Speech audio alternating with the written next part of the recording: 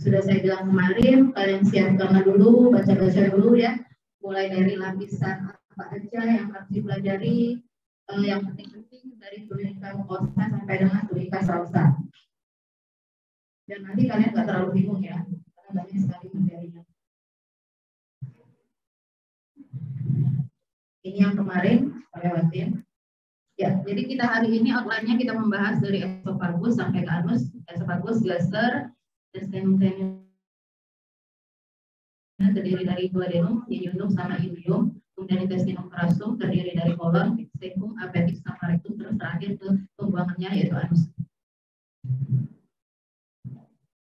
Ini garis besar ya, outline yang harus kalian pelajari di sistem pencernaan. Jadi secara histologi kalian harus memahami dan mengenal lapisan-lapisan ini. Mulai dari lapisan yang paling dalam mendekati lumen itu tunika mukosa. Tunika mukosa itu terdiri dari 3 lapisan, mulai dari epitelium, saya bilang nanti tergantung dari bagian apa, esophagus, gaster, duodenum itu nanti beda-beda sendiri epiteliumnya. Kemudian di bawah epitelium itu ada lamina propria. Lamina propria ini biasanya berisi jaringan ikat pembuluh darah ya. Kemudian di bawahnya lagi, di bawah lamina propria ini ada muscularis mucosa. Ini adalah lapisan otot yang berada di tunika mucosa ya.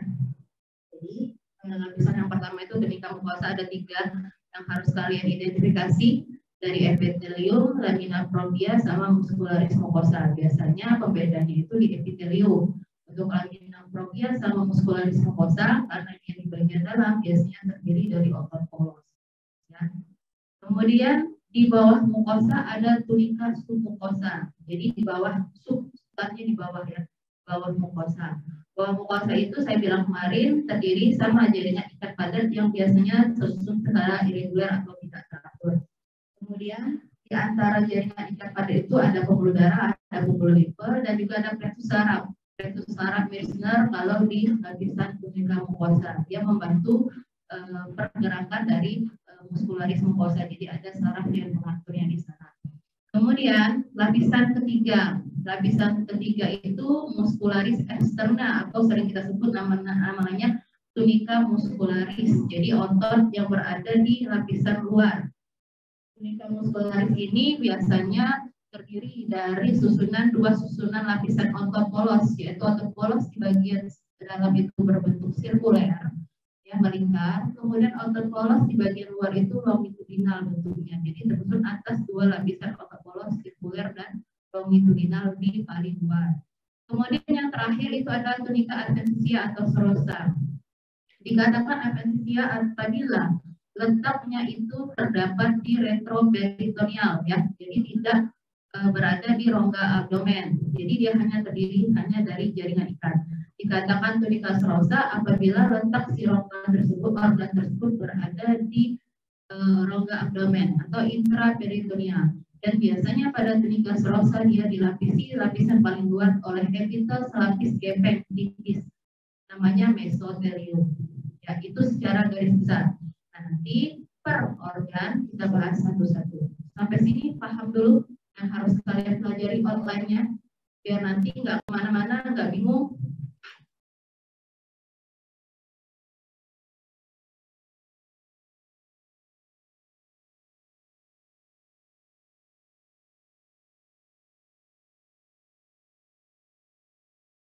Ya, kalau sudah paham. Nah, ini lapisan-lapisannya.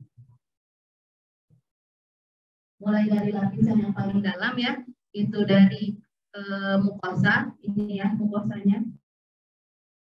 Ya, dari yang tadi epiteliumnya ada lamina proprianya, kemudian ada muscularis. Di bagian bawah dari mukosa ada tunika submukosa. Ya, biasanya juga di submukosa ini ada submukosa gland, kelenjar ya, kelenjar submukosa biasanya. Tapi kelenjar submukosa ini hanya 2 organ pencernaan yang memiliki kelenjar di tunika submukosa, itu di bagian esophagus dan di bagian duodenum. Yang lainnya kelenjarnya itu berada di lamina propria biasanya. Jadi Jadi dua ciri khas itu, yang pertama kelenjar esophagus propria, itu letaknya di tunika mucosa, sama satu lagi kelenjar Brunner yang atau namanya kelenjar duodenal. Kelenjar duodenal ini terdapat di tunika mucosa. Kemudian lapisan luar tadi saya bilang tunika muscularis atau muscularis externa yang terdiri dari bagian dalam bersifat sirkuler, melingkar otornya atau poros yang melingkar, kemudian bagian luar dia longitudinal. Terus lapisan yang paling luar itu adalah tunika serosa atau tunika adventisial. Sudah dikasih tadi kenapa bisa disebut adventisial, kenapa bisa disebut dengan serosa. Sebelum masuk ke esophagus,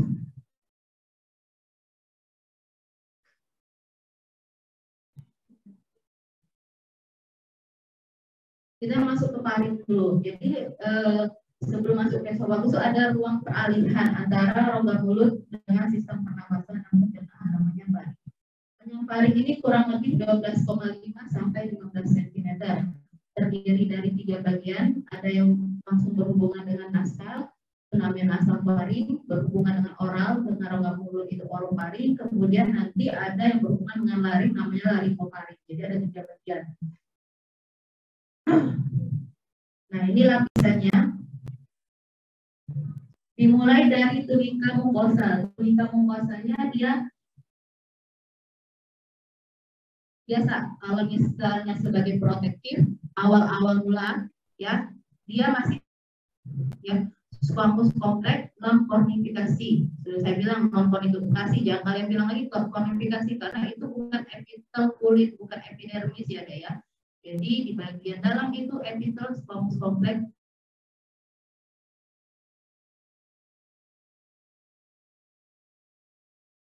Terdapat kelenjar mukosa. Tidak ada lapisan otot di lapisan paring daripada tunika mukosanya. Ini dimulai dari awalnya dulu epitel squamous kompleks, non kornifikasi itu squamous ya dia bentuknya. Kemudian di bagian bawahnya ini ada jaringan ikat, kemudian ada kelenjar-kelenjar, dan dia tidak ada lapisan otot di sana. Tunika mukosanya tidak ada, dia langsung ke muscularis externa. Ya, nih, ya muscularis externa, karena dia masih di bagian atas, jadi ototnya otot lurik, ya otot lurik yang bersifat irregular. Kemudian lapisan tunika fibrosanya berupa jaringan ikat yang mengangkat jaringan sekitarnya. Jadi yang namanya serosa, fibrosa, adventisia itu jaringan ikat. Jadi di bagian sistem pencernaan ini rata-rata tidak ada pembedanya kecuali dia retroperitoneal sama intraperitoneal. Jadi dari esophagus ya, esophagus peritoneum ya, ada retroperitoneal yang berada di rongga torak. Nah, itu masih tunika adventisia. Nanti pada saat dia sudah memasuki diafragma, nah itu sudah tunika serosa. Itu aja pembedanya. Yang lain itu semuanya hampir keseluruhan itu adalah tunika serosa karena dia berada di dalam intraperitoneum. Ya. Esophagus, kita masuk ke esophagus ya. Panjang esophagus pada manusia kurang lebih 10 inci, terbentang dari paring, bersambungan paring tadi ya, sampai ke gaster atau lambung. Pada saat istirahat, si esophagus ini memiliki lumen yang bersifat irregular dan kecil serta sempit. Jadi kayak ini tadi gambarannya ya.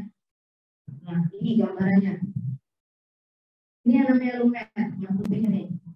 Sempit, bersifat irregular dan bersifat tidak permanen ya di sini. Nah, nanti kita kenali masing-masing lapisan dari mukosanya apa, nanti submukosanya apa, muscularis externanya atau tunika muscularisnya apa, adventisia atau serosanya seperti apa.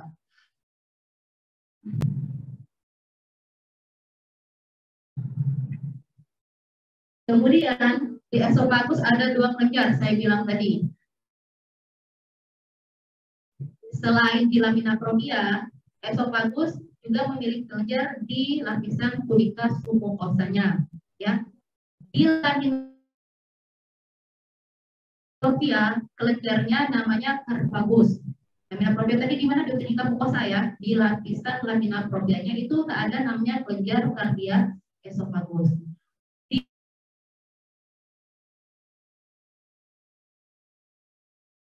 namanya. Jadi ada dua kelenjar di sana. Kelenjar esofagus propia nanti akan mengeluarkan cairan atau mukusnya menuju ke kardia esofagus untuk nanti membasahi lumen esofagus. Jadi masih bersambungan, tapi beda nama kelenjar saja. Sifatnya juga sama, sama-sama menghasilkan mukus. Kemudian lamina muscularis externa ada 3 bagian. Ada sepertiga atas, sepertiga tengah, sama sepertiga bawah. Sepertiga atas dia otot skeletal, sepertiga tengah dia itu peralihan dari otot skeletal menuju ke otot polos. Di bagian bawah yang berhubungan dengan gaster dia sudah terdiri dari otot polos. Nah, ini kita bahas satu-satu lapisannya. Yang pertama dari tulikan mukosanya dulu.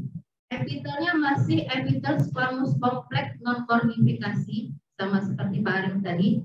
Lamina propria terdiri dari jaringan ikat ya. Oke, di sini jaringan ikat semua. Kemudian ada kelenjar kardia esofagus. Ada kelenjar kardia esofagus di lapisan tunika mukosa ya. Di sini nggak kelihatan ya mukosanya kelenjar kardio esofagus. Ini di bagian ini sudah otot.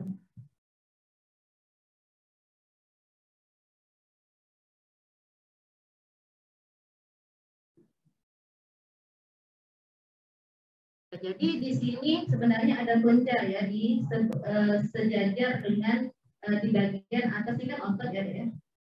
Oh ini ya, ya. Oh, ya.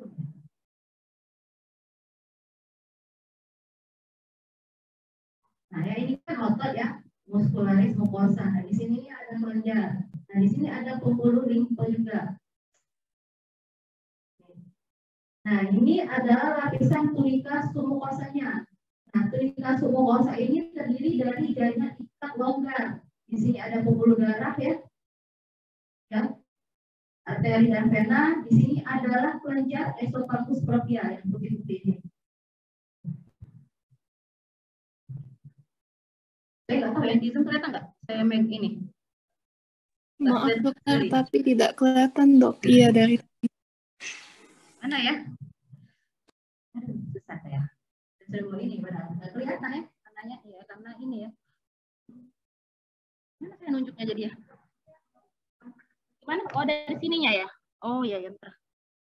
Pointer ya. Pointer option.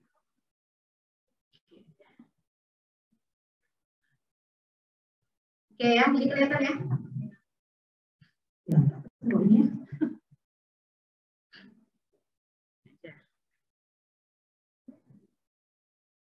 Kelihatan ya di zoom yang merah-merah ini? kelihatan dok. Atau nggak kelihatan juga? Halo? Kelihatan nggak? Yang nyambung zoom? Lihat dokter. Kelihatan ya? Oke. Nah ini tadi saya bilang ya, jadi ini lapisan epiteliumnya. Ini adalah epitel squamous kompleks non kornifikasi ya, tebal ya lapisannya. Kemudian di sini ada limfatik nodul ya, pembuluh limfatik di bagian lamina propria. Jadi kalau lamina propria itu adalah jaringan ikat ya, jaringan ikat halus biasanya bersifat irreguler. Nah di sini adalah ototnya nih, yang merah-merah ini, merah-merah sini, ini adalah ototnya. Ototnya lupa lapisan otot polos. Di bagian dalam ini adalah muscularis mucosa. Jadi lapisan muscularis interna, otot di bagian dalam, bukan muscularis eksterna ya. Nah, kemudian lanjut kita ke tunika submukosa. Saya bilang tadi, esofagus ada juga kelenjarnya di submukosanya. Ya, namanya esofagus propria. Ini adalah kelenjar-kelenjarnya. Di sini juga banyak sekali pembuluh darah. Ya, pembuluh darah semua. Ini adalah jaringan ikat. Yang tipis-tipis ini seperti garis-garis halus itu adalah jaringan ikatnya. Kemudian lanjut ke tunika muscularis. Ya, tunika muscularis itu sebenarnya saya bilang tadi seperti ke atas dari otot rangka, bagian tengah itu peralihan otot rangka dan otot polos, dan bagian paling bawah itu otot polos. Tapi ini adalah kita ambil yang di bagian bawahnya. Jadi ini adalah gambar otot polos. Ya, jadi Di bagian dalam itu sirkuler. Ini karena potongannya memanjang, jadi sirkuler tampak seperti longitudinal. Ngerti nggak? Karena ini dia motongnya memanjang, jadi sirkuler tampak longitudinal. Tapi sebenarnya secara susunan, otot polos bagian dalam itu sirkuler, bagian luar itu longitudinal. Ya. Nah, di antara otot itu ada plexus aorta. Plexus aorta ini biasanya letaknya di sini, di antara kedua lapisan otot tersebut. Ya, seperti di sini ada, tidak ada di sini ya. Plexus aorta ini mengatur pergerakan otot kedua otot tersebut ya. Kemudian tunika adventitia itu ada dua ya. Apabila dia berada di diafragma itu namanya tunika serosa, apabila dia di retroperitoneal namanya tunika adventitia. Jadi sama. Jadi jaringan ikat semua. Kalau di retroperitoneum biasanya dia ada septal stapis tipis gepeng di bagian paling luarnya. Ada pertanyaan nggak seperti ini tentang esofagus?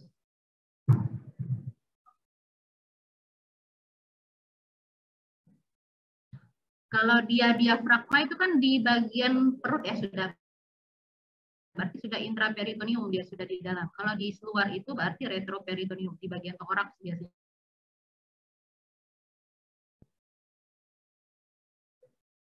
Jelas nggak? Jelas.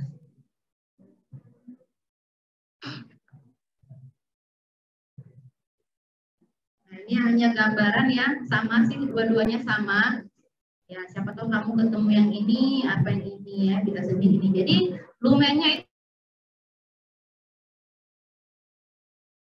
itu tidak sama, jadi irregular sampai sempit. Kita sempit kecil, tidak melebar. Dia bersifat tidak permanen, hanya bersifat sementara. Nanti kalau dia berisi makanan,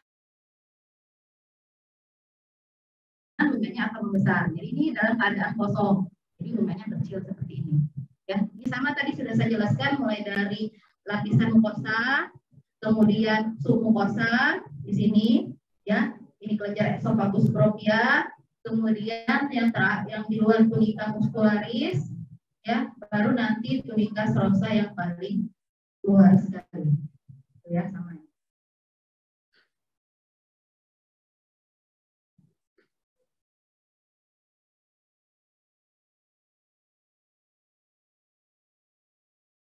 Nah, setelah belajar esofagus, baru nanti kan suatu organ itu perpindahan nggak tiba-tiba ada ya. Ada suatu junction, ada suatu batas, ya. Itu namanya ada esofagus gastric junction. Jadi daerah peralihan. Dari katanya aja, esofagus gastric junction. Jadi peralihan dari esofagus menuju ke gaster.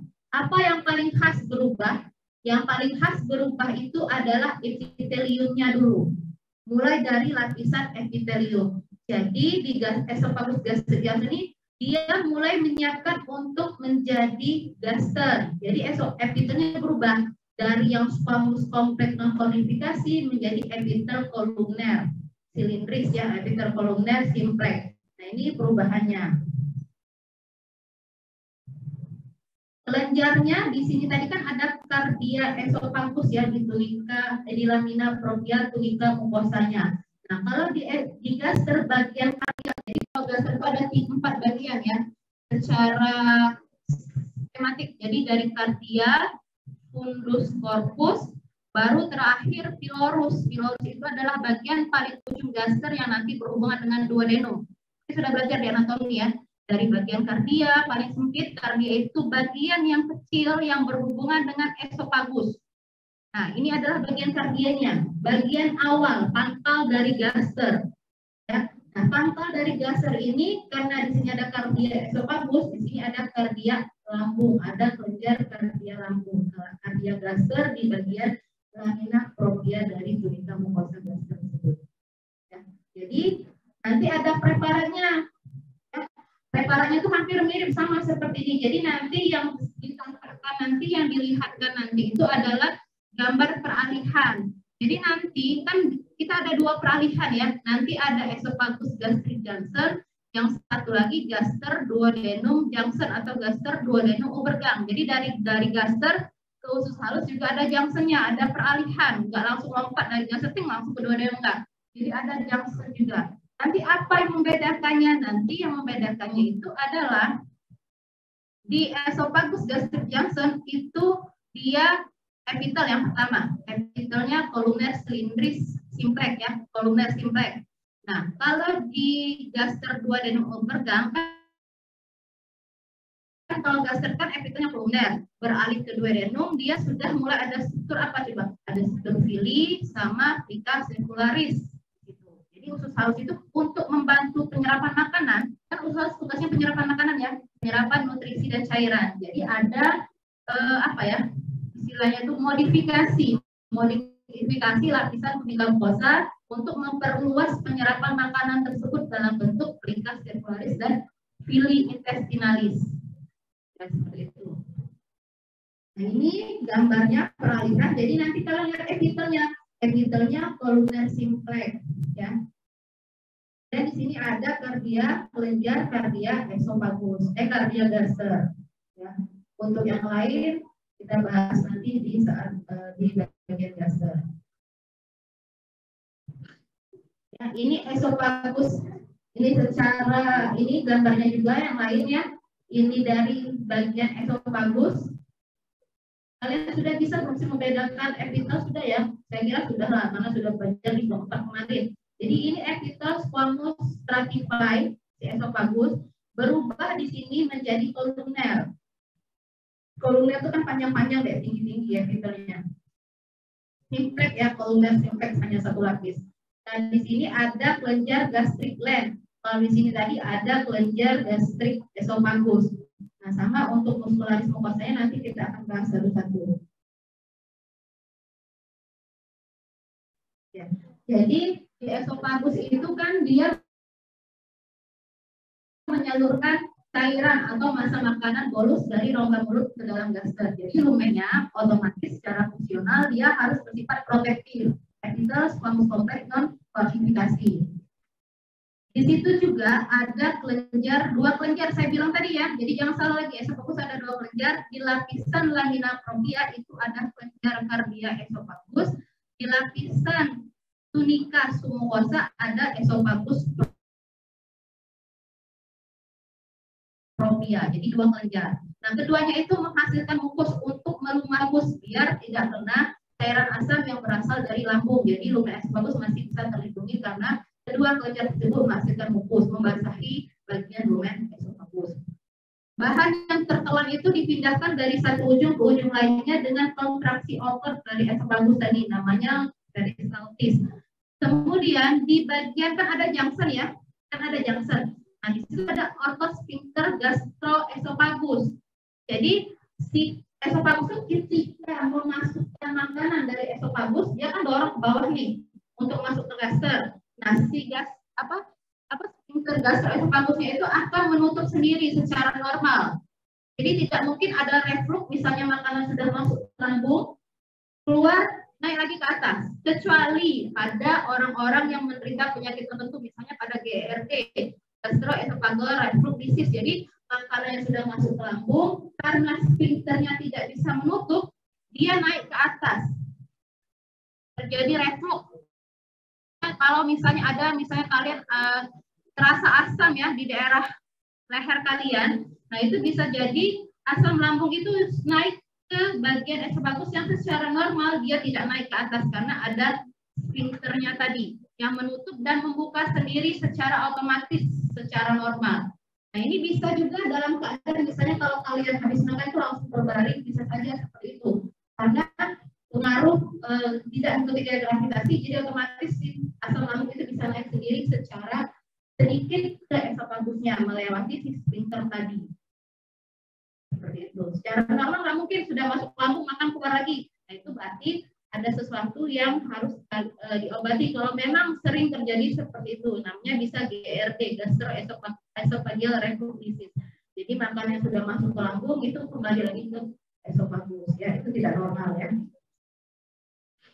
Jadi karena di bagian luar itu ada otot, ya otomatis kan bisa menutup dan membuka sendiri. Jadi dia akan mengalami kontriksi apabila makanan sudah masuk ke dalam gasternya tadi. Jadi dia mencegah regurgitasinya. Ini nanti kalian pelajari mungkin di semester atas ya, mungkin di blok berapa ya di GESIP ya, blok 15 kalau nggak salah. Ya, jadi ada beberapa penyakit ya, ada esophagus varices ya, disebabkan oleh tekanan darah yang tinggi.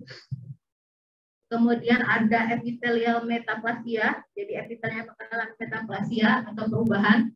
Kemudian ada karsinoma esophagus, nah ini sudah saya bilang tadi. Kemudian ada gastroesophageal reflux dan yang terakhir ada akalesia, ya, atau makanan tidak bisa masuk ke bagian bawah daripada lower sphincter tadi, akalesia. Nah, kita lanjut ke gaster. Ada pertanyaan esophagus? Paham apa kasih kan? Paham nggak, Dek? Banyak soalnya di gastrик nih, Dek. Ada 21 preparat.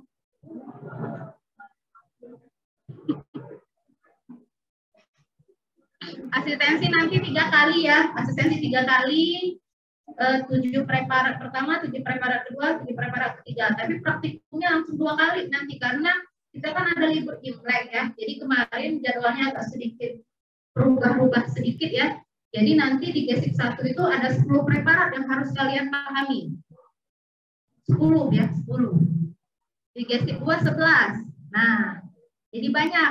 Jadi harus dipahami dulu dari IT-nya. Jadi ketika kalian praktikum nggak bingung-bingung lagi nanti. 21 preparat. Banyak. Mencarbe ada 3 kemarin kan? Parotis, submandibuloris, sublingualis. Kemudian ada papila ada 3 juga, piriformis, fungiformis, circumvallata itu ada semua preparatnya. Kemudian esophagus ada, gaster ada, duodenum ada, yeyinum ada, ilium ada semua. Sampai nanti ke vesicavelia. Nah, lanjut dulu kalau nggak ada pertanyaan. Ada, yuk. Kembali ke laptop. Oke. Kemudian gaster. Ini saya bilang tadi ya, secara anatomis ada kardia, ada fundus, ada corpus, ada pylorus. Nah, secara histologi ketiga struktur ini antara fundus dan corpus itu sama struktur histologinya. Yang agak beda tuh kardia sama pylorus. Sebenarnya hanya beda di kelenjarnya saja, kelenjar sama foveola gastrikanya. Di bagian pylorus, foveola gastrika atau seperti sumuran ya, lekukan daripada tunika mukosa ini paling dalam karena paling bawah. Jadi dia foveola gastrikanya ini lebih dari setengah ketebalan tunika mukosanya. Nah, kalau di bagian kardia dan fundus dia tidak terlalu dalam. Perbedaan secara umumnya nanti kita bahas satu-satu. Ya, ini ada pyloric sphincter. Nah, jadi nanti di sini juga ada daerah peralihan juga deh, gaster duodenum ubergang atau gaster duodenum junction. Nah, di sini ya, di bagian sini. Nanti kita lihat juga histologinya seperti apa. Di sini ada sphincter juga. Jadi di antara peralihan itu biasanya ada sphincter. Ini makanan yang sudah masuk di bagian bawah tidak mungkin balik lagi ke atas karena ada sphincter tadi. Nah, ciri khas dari gaster juga, ototnya ada 3, saya bilang kemarin, ototnya tebal ya. Jadi ada 3 lapisan otot yang tersusun, semua otot polos, tapi lapisannya itu terdiri dari 3 oblik, sirkuler sama longitudinal ya. Ini oblik. Tapi kadang-kadang oblik ini pada penampang itu tidak kelihatan karena dia posisinya itu kan miring ya. Miring itu kadang-kadang kalau misalnya yang tepat di bagian otot yang miring itu bisa kelihatan. Tapi kalau tidak biasanya tetap kelihatan 2. Tapi secara teori memang otot di bagian gaster ini paling tebal karena terdiri dari 3 lapis otot polos, oblik, sirkuler, dan longitudinal. Secara makroskopis sudah saya bilang tadi ada 4 regio ya, kardia, fundus, corpus, pylorus. Secara histologi perbedaannya itu terbagi 3, kardia, fundus sama corpus sama, kemudian pylorus. Semua regio lambung mempunyai regi atau lipatan longitudinal, mukosa, dan submukosa yang juga bersifat sementara. Nah, jadi ada regi lipatan pada apabila dia belum terisi, lipatannya akan tunika lebih dalam dibandingkan apabila dia sudah terisi dengan makanan. Ini saya bilang tadi. Jadi di lapisan tunika mukosa itu ada namanya foveola gastrica atau gastric peak. Gastric peak ini dibentuk oleh epitel yang mengalami invaginasi, jadi mengalami masuk ke dalam jaringan ikat di lamina propria mukosa sehingga membentuk sumuran. Jadi seperti dari lapisan epitel itu kayak melengkung itu ada di bagian lamina propria. Lamina propria itu kan bagian bawahnya nih. Jadi dia kayak melengkung ke bawah, itu gastric peak. Untuk apa fungsi foveola gastrica atau gastric peak? Dia mengalirkan mukus untuk berfungsi mengalirkan mukus yang dihantar yang berasal dari kelenjar-kelenjar gaster di bawahnya untuk membasahi daerah lumen daripada gaster tersebut biar terlindung dari asam lambungnya ya.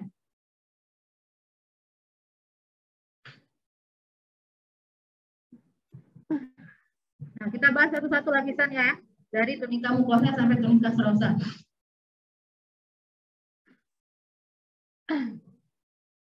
Tunika mukosa tadi saya bilang ada ruge atau lipatan ya. Kemudian epitelnya apa tadi epitel gaster? Kolumner simplex. Ini ya gambarannya deh ya kolunernya. Ini nanti kalian bisa lihat sendiri sebenarnya di atlas. Ini saya juga mengambil dari atlas kok.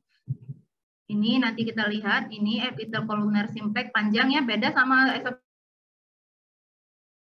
bagus tadi. Kemudian di sini sama ada lapisan muscularis mucosa di bawah. Nah, di sini ada lamina propria. Nah, lamina propria daripada si gaster ini mempunyai ciri khas. Dia memiliki kelenjar-kelenjar esofagus atau gastric gland. Gastric gland ini kalau di bagian kardia itu namanya kardia esofagus, kardia gastrik ya, gastric gland. Nah, itu hanya terdiri dari satu sel di bagian kardia. Jadi kan kita kan ada 3 ya. Kardia, fundus corpus itu dijadikan satu, kemudian pylorus. Nah, si kardia ini, gastric gland-nya itu hanya terdiri dari satu sel yang menghasilkan mukus. Namanya kardia gastrik ya, kardia gaster atau kardia gaster itu menghasilkan mukus. Nah, tapi kalau di bagian fundus corpus, dia ada 3 lapis sel di sana. Banyak, jadi banyak selnya seperti ini nih deh. Ada mukus sel yang terletak di bagian paling atas, di bagian leher, namanya mukus ya. Kemudian ada parietal, parietal ini yang warna merah. Parietal ini bersifat eosinofilik, jadi warnanya merah, kelihatan di sini ya. Intinya juga bersifat asidofilik. Kemudian ada seed cell ya atau zymogenic cell yang berada di bagian bawah. Kemudian nanti di bawah ada juga sel enteroendokrin atau sel bagian basal. Nah, jadi ketiga sel ini mempunyai fungsi masing-masing. Kalau mukus sel dia menghasilkan mukus di bagian leher sama seperti kardia gaster tadi, dia untuk membasahi lumen gaster. Kemudian kalau parietal sel dia biasanya mensekresikan asam lambung. Si parietal sel ini mensekresikan asam lambung dan mensekresikan faktor intrinsik ya untuk membantu penyerapan vitamin B12, membantu proses pembentukan eritrosit. Nah, kalau si sel atau zymogenic cell yang warna biru yang paling bawah, nah itu dia menghasilkan hormon pepsinogen, proenzim pepsinogen. Untuk apa fungsinya? Mengaktifkan pepsinogen inaktif menjadi pepsin yang aktif. Untuk apa? Enzim pepsin untuk membantu pencernaan protein, memecah protein menjadi peptida. Ya, itu ya. Ini ya. Di bagian lamina proprianya ada banyak sekali sel-selnya. Ini ada limfatik nodur. Nah, kemudian beralih ke bagian bawah sama. Jadi tunika submukosa itu adalah jaringan ikat bersifat irreguler. Ini banyak sekali pembuluh darah di vena ya, di pembuluh darahnya ya. Ini kolagen fiber yang garis-garis tipis, halus ya. Kemudian nggak ada spesifikasi, hanya jaringan ikat dan pembuluh darah ya sama saraf. Kemudian ke lapisan paling luar, lapisan otot paling luar, tunika muscularis atau muscularis externa itu saya bilang tadi ada 3 lapisan susunan lapisan otot polos. Yang ini oblik, yang tampak miring ini ya deh ya. Kecil sekintil ini ya, kecil ini. Kemudian ini lapisan sirkuler ya, kemudian ini adalah longitudinal ya. Jadi sirkulernya ini tampak seperti memanjang karena potongannya memang memanjang. Harusnya sirkuler kan melingkar ya, melingkar seperti ini. Kalau longitudinal dia memanjang. Kemudian tunika serosa karena dia sudah di peritoneum namanya tunika serosa. Ada jaringan ikat tipis ya. Biasanya di sini ada sel adiposa ya, tempat melekatnya. Jadi kalau biasa ada jaringan ikat tipis, ada adiposa untuk menahan dari guncangan. Kemudian ada mesotelium, yaitu selapis epitel, selapis squamous tipis di bagian paling luar. Pertanyaan?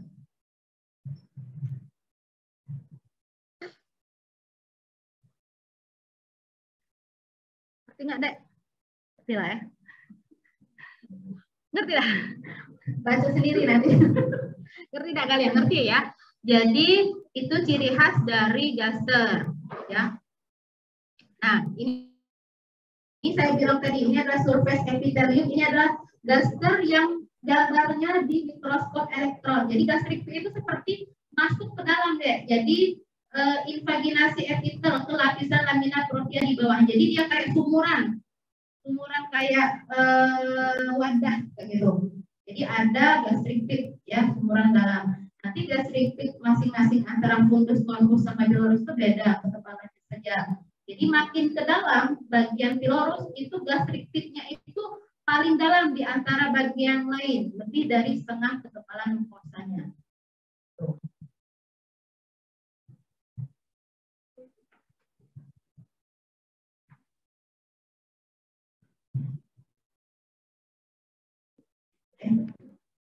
Jadi proses pencernaan makanan tadi kan dari bentuk yang esofagus yang sudah bentuk bolus ya, bolusus setengah padat.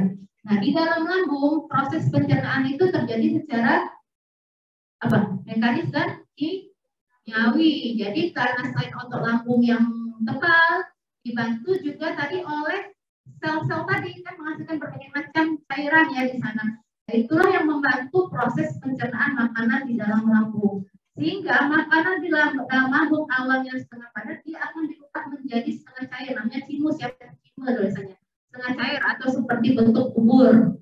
Nah, cime ini yang nantinya akan masuk ke dalam usus halus untuk dicerna dan diabsorpsi nutrisi dan cairannya oleh usus halus, mulai dari karbohidrat, protein, sama lemaknya. Jadi kalau di lambung dia diaduk-aduk dibentuk setengah cair untuk nanti masuk ke dalam usus halus. Nah, di lambung juga terjadi penyerapan, tapi hanya terbatas pada garam, air, alkohol, dan obat-obatan. Ya. Kemudian, nah ini kita bahas satu-satu, mulai dari kardia. Kardia tadi bagian paling awal, yang paling dekat dengan esofagus. Ukuran kurang lebih 1 inci sempit ya, karena letaknya berdekatan dengan esofagus. Struktur histologinya banyak sekali mengandung kelenjar gastrike yang terletak di bagian lamina propria yang berfungsi menghasilkan mukus untuk dihantarkan ke dalam lumen gaster. Ya. Kelenjar kardiaka terdiri dari sel yang tampak jernih dan mirip sekali dengan kelenjar glandula pilorika dan mukus sel yang terdapat di bagian fundus daripada gaster. Kemudian ciri khas kardia lagi saya bilang tadi di bagian atas itu gastrikit atau sufra gastrikanya itu di dangkal, jadi tidak dalam. Ada gambarnya? Ini fundus ya. Nah, kalau fundus saya bilang tadi kelenjarnya itu terdiri dari 3 sel ya, dari mukus sel, sel parietal sama sip sel. Dan nanti ada sel basal atau stem cell yang bersifat menggantikan sel-sel yang rusak di bagian atasnya.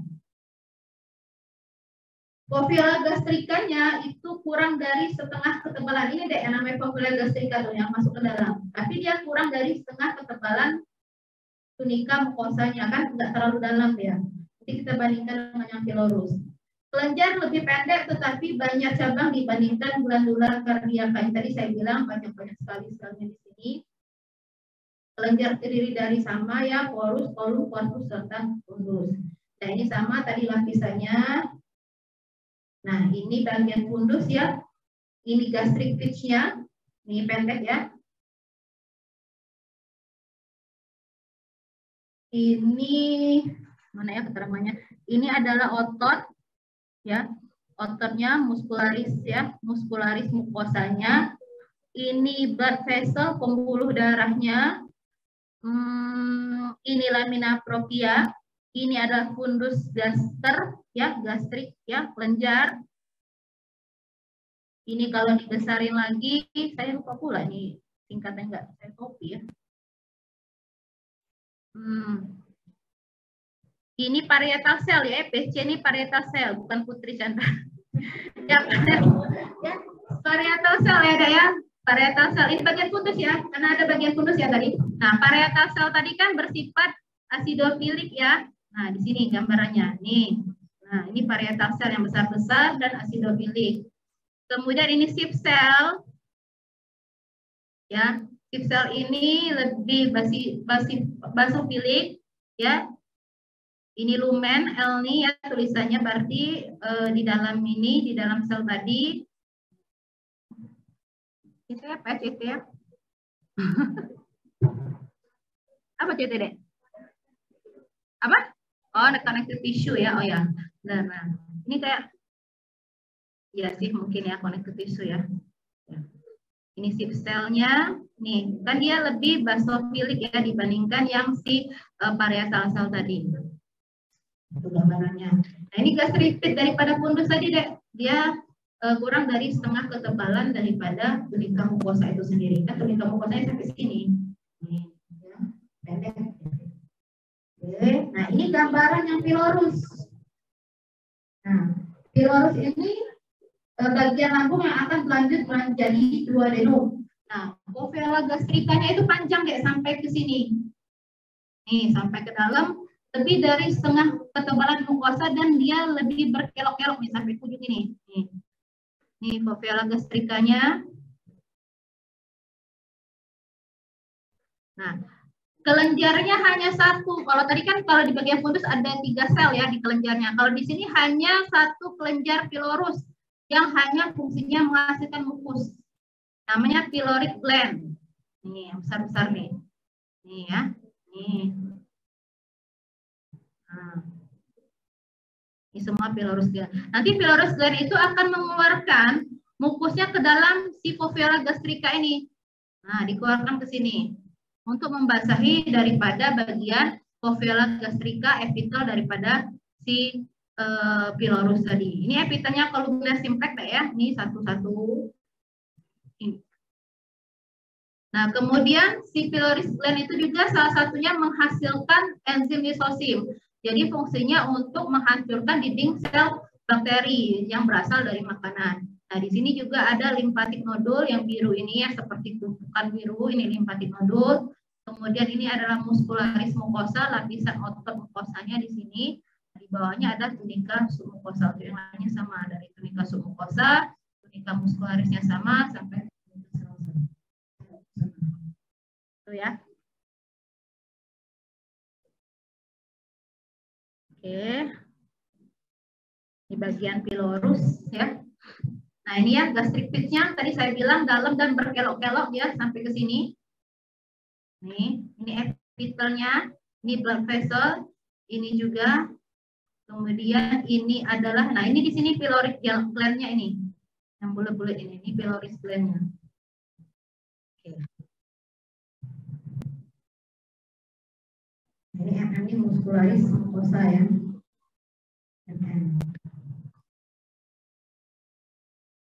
Ada pertanyaan?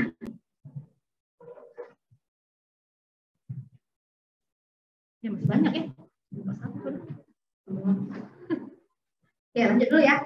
Kemudian tadi sudah saya bahas satu-satu sel-sel di kardia, fundus sama pilorus. Kita lanjutin aja. Ini tadi sudah saya bahas ya. Jadi nanti kalian baca sendiri kan. Kardia tadi menghasilkan mukus, pilorus juga ada namanya pylorus gland, menghasilkan mukus dan lisosim. Di bagian fundus corpus itu ada 3 macam sel, sel parietal, sel sama sel epitel, sama mukus sel.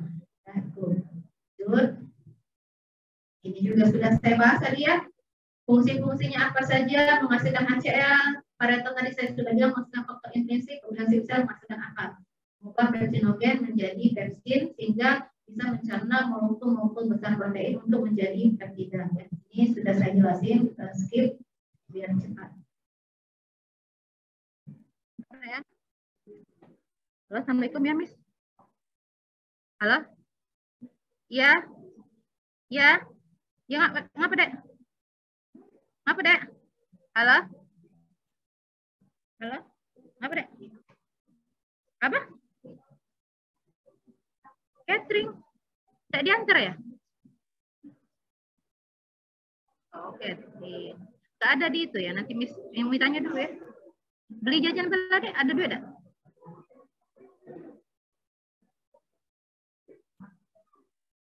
Ya mitanya dulu ya sama itunya ya, sama Rafanya ya.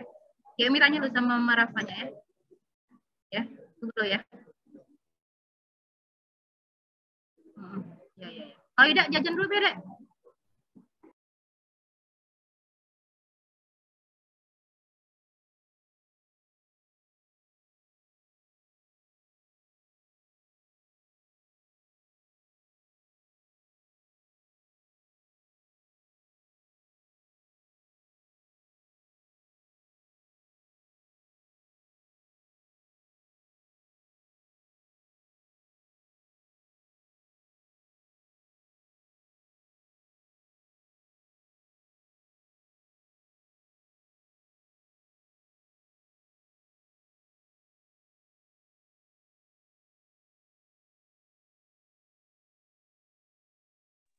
Ya, kita lanjut ya.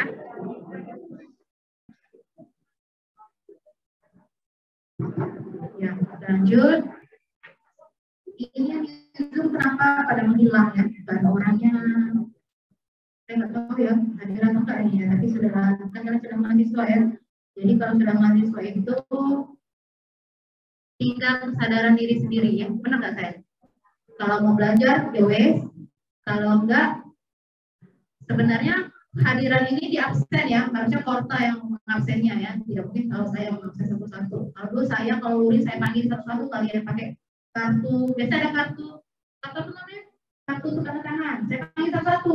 Jadi nggak bisa, titip absen nggak bisa kalau saya dulu. Jadi karena ini luring, daring, hybrid, selalu masuk selalu enggak. Jadi dosen itu hanya mengatakan kalian kalau kalian melakukan belajar, ya silakan. Kalau enggak, ya wes. Ya, jadi nanti kalau kesusahan sendiri ya jangan salahkan saya karena sudah saya peringatkan untuk bisa hadir ya. Jangan hanya tampak foto-foto dan muka kalian tidak ada di sini ya. Semua muka kalian dari kemana-kemana. Oke, lanjut. Ini tadi ya sudah dibahas ya. Ini namanya surface mucus cell atau mucus Excel di bagian atas ya. Mengeluarkan alkalin yang bercampur dan yang berisi dengan mukus, kemudian ada ya ini surface ya bagian atas epithel dulu, kemudian ada mucus Excel di sini, kemudian ada parietal cell tadi sudah dijelasin, mengusung menghasilkan HCl dan counter intrinsik, kemudian lanjut ke seed cell atau zymogenic cell, dan di bawahnya ada sel enteroendokrin. Tadi sudah dijelaskan fungsinya masing-masing seperti apa, nanti tinggal dibaca lagi. Nah, ini tadi saya bilang tadi ada daerah peralihan. Nah, ya, jadi kan bagian gaster yang mendekati duodenum itu adalah bagian pilorus ya. Ini kenapa dia tulis pilorus di sini? Ini adalah bagian gaster pilorusnya, pilorus gaster. Jadi daerah peralihannya ini sebenarnya strukturnya sama, yang di awalnya strukturnya sama seperti pilorus dulu yang tadi. Jadi epitelnya kolumner simplex.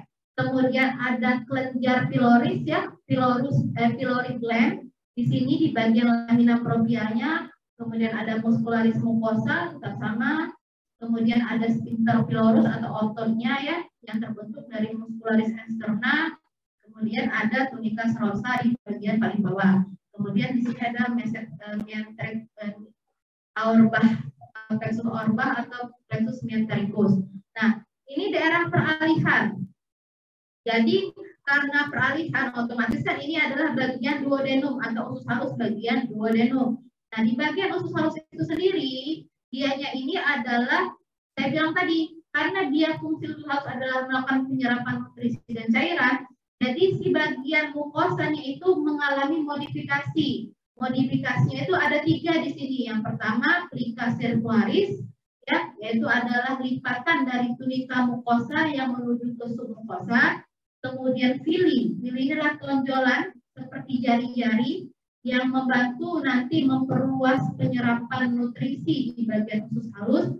Kemudian ada mikrofili. Jadi di fili ini ada tonjolan-tonjolan kecil ya seperti rambut-rambut halus yang nanti akan tampak seperti striated brass burger kalau di gambaran histologinya. Jadi ada 3 bentuk ya, plica circularis, fili dan mikrofili. Jadi ini semuanya membantu penyerapan untuk memperluas permukaan absorpsi di usus halus. Nah, apalagi ciri khasnya? Jadi kalau di duodenum, di usus halus bagian awal di duodenum itu ada 2 kelenjar sama seperti esofagus. Di bagian lamina proprianya ada kelenjar intestinalis, ini yang kecil, yang ini, yang di bagian sini. Ini adalah kelenjar intestinalis, ini adalah masih daripada bagian tunika mukosa lamina proprianya, intestinal gland. Kemudian di lapisan yang tunika, ini kan sudah mulai masuk tunika submukosa. Tunika submukosa ada kelenjar Brunner atau duodenal gland atau glandula duodenum atau glandula Brunner. Ini yang di sini. Nah, beda ya bentukannya ya. Nah, glandula Brunner ini nanti akan mengalirkan cairannya masuk ke kelenjar intestinal, baru nanti kelenjar intestinal yang akan mengeluarkan ke dalam lumen usus halus. Jadi ada 2 kelenjar sama seperti esofagus, glandula duodenal gland atau kelenjar Brunner yang terletak di tunika submukosa, kemudian glandula intestinalis yang terletak di bagian lamina propria tunika mukosanya. Paham nggak? Paham ya? Insya Allah. Paham ya? Dan ini apa ya? Nomor apa ya? Ini adalah laktel ya. Laktel ini adalah pembuluh limfe yang berada di bagian pusat jaringan ikat ya, yang berada di filinya. Ya, ini pembuluh limfenya. Laktel ini nanti fungsinya menyerap asam lemak deh ya. Jadi membantu. Jadi kalau di usus halus kan ada karbohidrat, yang diserap itu karbohidrat, protein sama lemak. Nah, kalau lemak nanti, kalau karbohidrat sama protein itu nanti dialirkan ke kapiler darah, ya, kapiler darah atau pembuluh darah. Nah, kalau asam lemak yang lemak besar itu dialirkan ke pembuluh lakteal.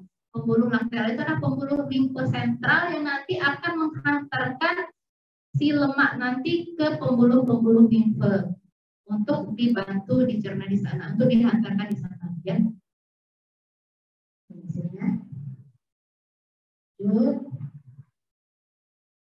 Usus halus apa? Adalah saluran berkelok panjang kurang lebih 5 sampai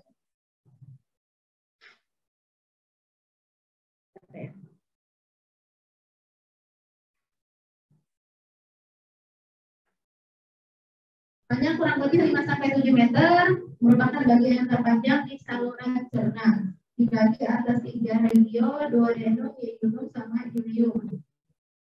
Fungsi utama mencerna isi lambung dan menyerap nutrisi ke dalam kapiler darah dan lakteal limfe. Saya bilang tadi ya, kapiler darah tadi untuk glukosa sama protein, lakteal limfe untuk lemak dan asam lemaknya, lemak dan turunannya. Nah, ini saya bilang tadi modifikasi struktur usus halus.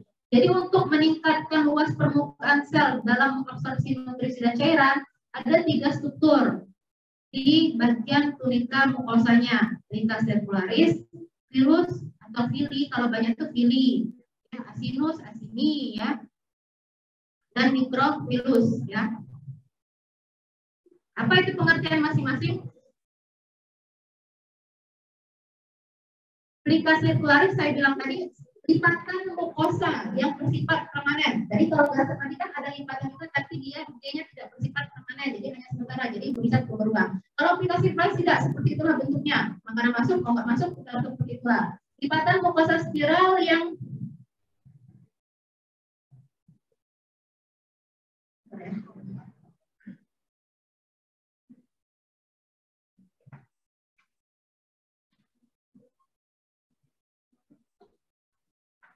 lipatan mukosa spiral yang permanen, bagian tengahnya adalah mukosa yang menjulur ke dalam lumen usus.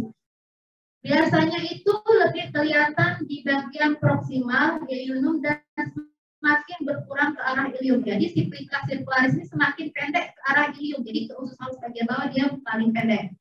Kemudian filus. Filus adalah tonjolan permanen dari lamina propria. Ya, dari jaringan ikat tadi menonjol membentuk namanya filus, berbentuk jari dan menjulur ke dalam lumen usus. Filus dilapisi epitel kolumner selapis dan sangat mencolok di bagian proksimal. Tinggi filus juga makin berkurang mendekati ilium. Di dalam filus tadi kan memang jaringan ikat ya.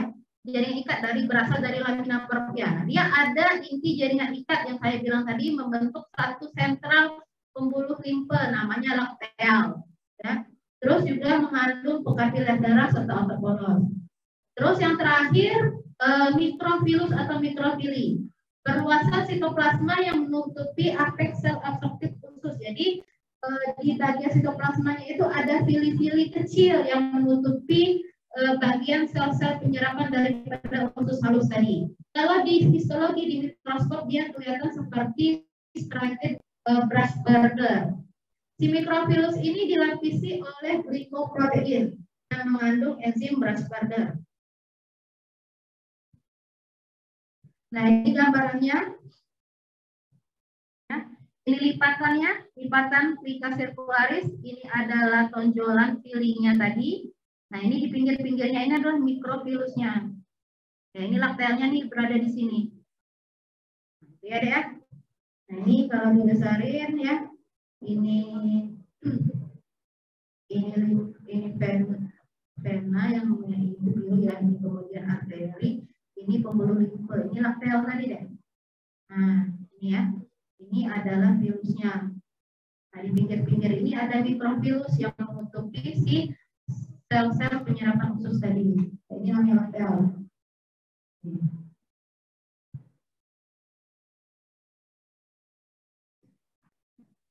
Ya, ini sama gambarannya. Ya, ini tadi mikrofili kalau dibesarin dengan mikroskop elektron. Ya seperti tampak striated barter itu kayak apa ya, kayak sikat gigi itu nanti sikat gigi kalian itu ya, yang ya sikat gigi lah, itu seperti itu gambarannya, garis-garis seperti itu ya. Striated barter, brush border ya. Nah, ini adalah filinya. Nah, ini yang putih-putihnya apa nih, goblet cell ya. Nah, ini goblet cell yang putih-putih ini. Nah, goblet cell ini juga berfungsi menghasilkan mukus ya. Ini goblet cell semua, ini mikrofilinya, ini adalah filinya. Ini yang putih-putih ini goblet cell. Misalnya ini tadi kolumner ya, kolumner, simple kolumner ya. Ini.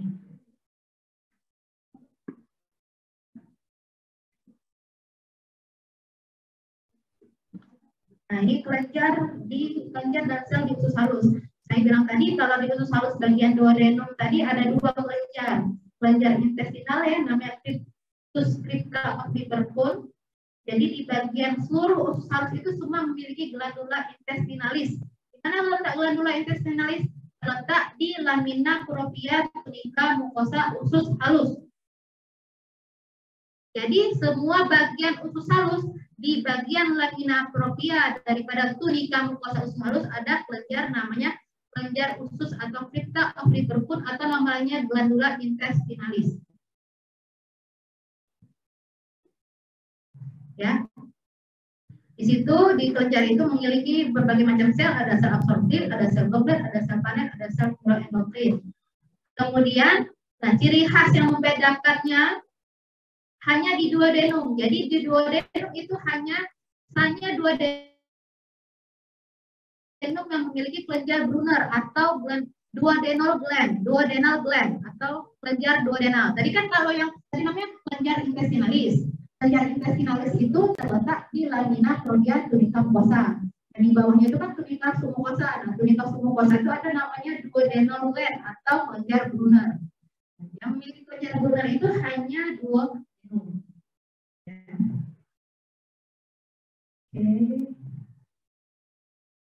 Kemudian di usus halus juga memiliki nodulus limpatik atau Peyerpage ya. Peyerpage Satu, berkas nodulus simpatik yang permanen dan rapat terdapat di lamina propria, kadang-kadang juga terdapat di submukosa meluas sampai ke bagian submukosa daripada ileum.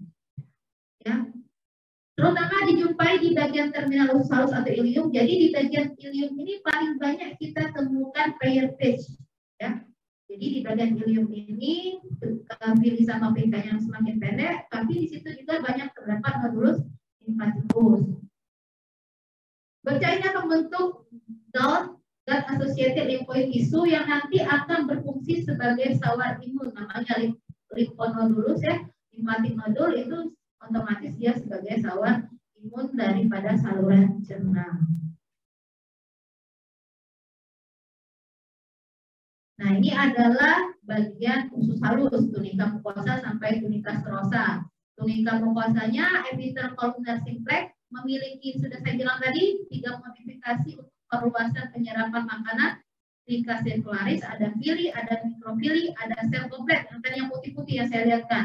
Kemudian di lamina proprianya mengandung nodulus simpaticus solitarii, kemudian ada muscularis mucosa yang berupa otot polos. Kemudian tunika submukosa sama jaringan ikat irregular padat dan ada nodulus simpatik. Semuanya tidak ada kelenjar kecuali di bagian duodenum. Sudah saya ulangi berkali-kali ya, jangan salah lagi. Di bagian duodenum hanya ada kelenjar di bagian tunika submukosanya namanya kelenjar Brunner atau duodenal gland. Ini sering saya masukkan saat ujian, tapi masih juga salah. Di bagian mana, lapisan mana, masih salah juga. Masih juga jawab nanti di tunika mukosa. Padahal kelenjar Brunner ini berada di lapisan tunika submukosa. Ya, berulang-ulang kali saya bilang tunika submukosa, duodenal gland atau Brunner gland. Kemudian muscularis externa itu sirkuler sama seperti yang lain, sirkuler bagian dalam, longitudinal sebelah luar. Ada plexus mesentericus atau orbah sama plexus sarafnya mesentericus atau orbah.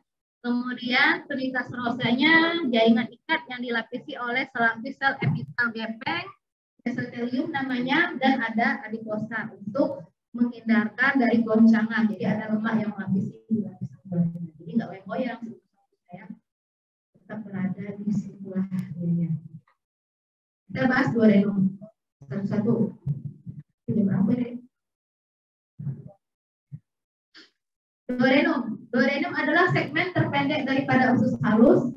Nah, ciri khasnya itu filusnya lebar, ya, dan banyak sel kompleks sedikit. Nih, sedikit sel kompleks di sini. Ini yang putih-putih ini ada ya, sel kompleksnya.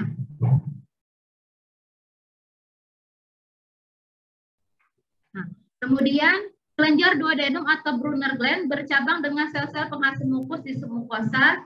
Ductus excretorius daripada si ini kan duodenal gland ya. Nah, sering menembus, ini kan lapisan muscularis mucosa nih. Nih yang tipis ini.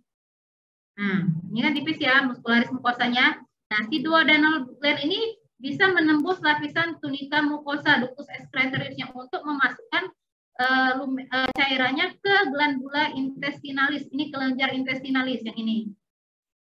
Nih, ini kelenjar Brunner. Ini adalah muscularis mucosanya. Ya, ini adalah ductus excretoriusnya yang masuk ke kelenjar intestinalis. Ya.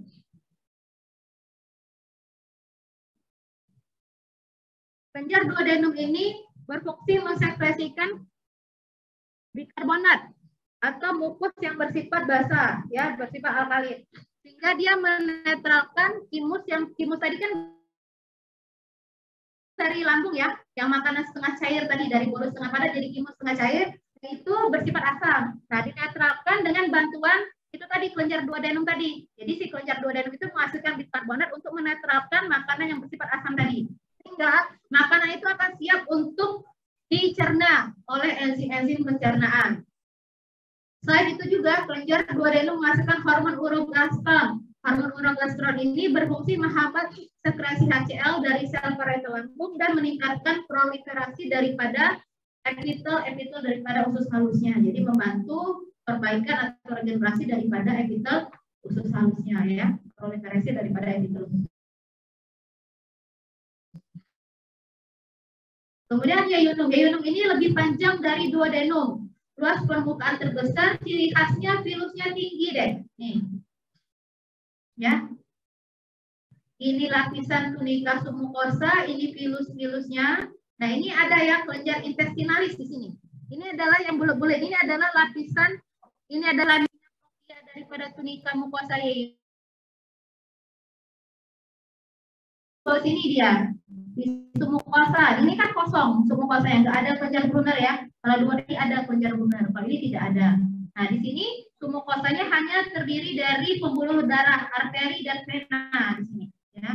Nah, ini lapisan outernya, bagian dalam sirkuler, longitudinal sebelah luar. Kemudian lapisan paling luar adalah tunika serosa yang terdiri dari jaringan ikat tipis selapis yang ditutupi oleh mesotelium dan ada adiposa selnya di sini.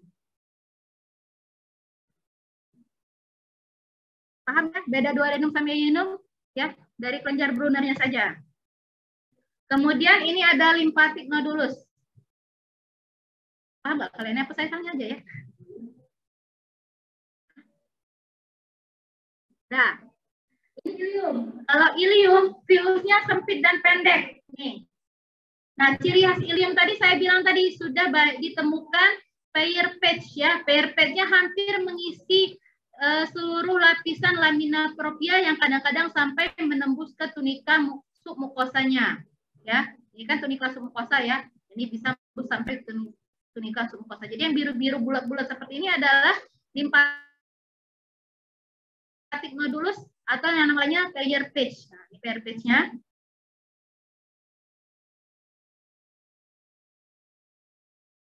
Tadi.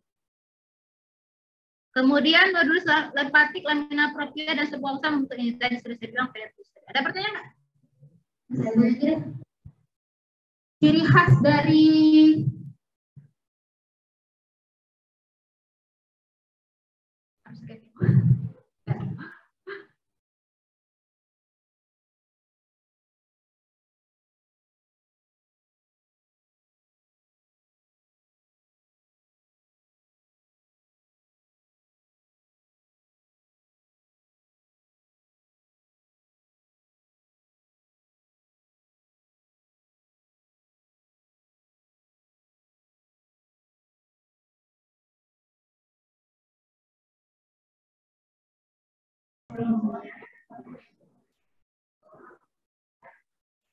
apa deh ciri khas duodenum dan ileum?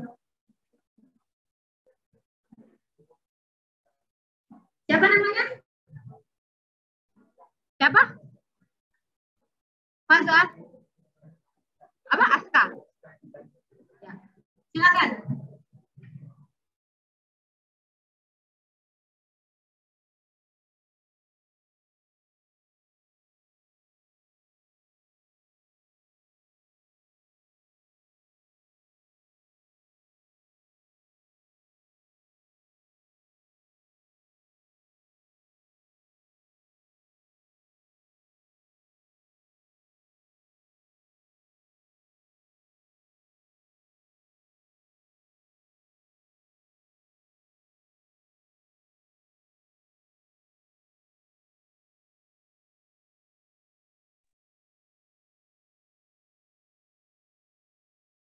Ya, silakan Cika. Ya, apa beda ciri khas secara histologi duodenum dan ileum tadi? Baru berapa menit yang lalu saya jelaskan. Ayo, silakan. Aduh, saya lelah deh, cepet deh. Ayo, silakan. Cika, Cika, Cika, Cika.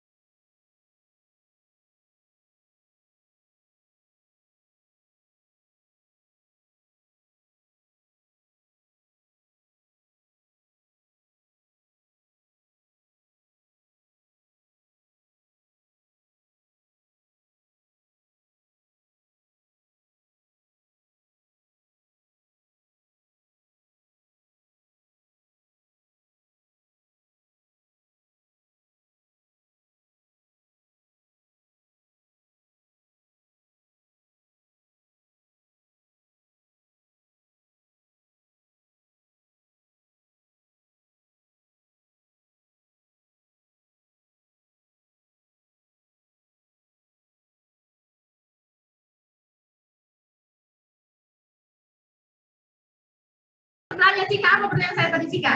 Ya sama nggak dengar lagi Cika. Kata Cika sudah bebas, ditanya lagi. Apa Cika? Pertanyaan saya tadi Cika.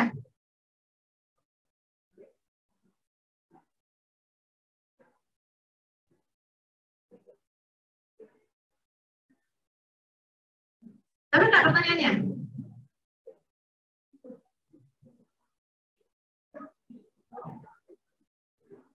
Halo, di Zoom kedengeran ya? Please. Ya, silakan Arif. Arif Rahman Hakim. Itu tokoh pendidikan di Indonesia. Silakan.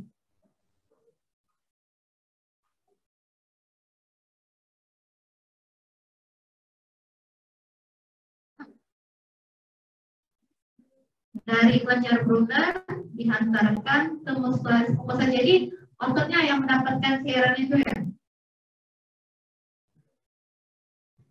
Coba diperbaiki kata-katanya. Mungkin maksudnya saya paham. Sebelahnya, siapa namanya? Hafiz. Kamu habis Quran nggak?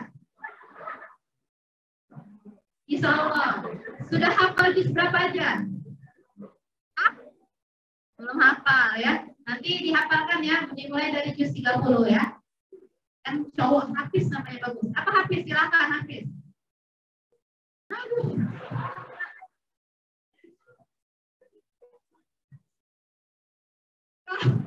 Kamu pertanyaan aja kan? Kamu terlalu gugup apa gimana? Kok bisa nggak tahu pertanyaan saya? Sudah? Ada apa pertanyaan Hafiz? Ya, apa?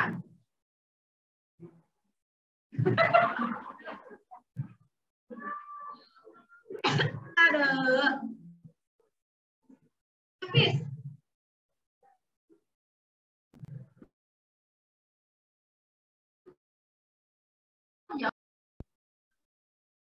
Kapan kamu mau hafal Quran?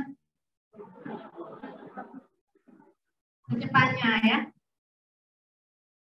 Hafiz.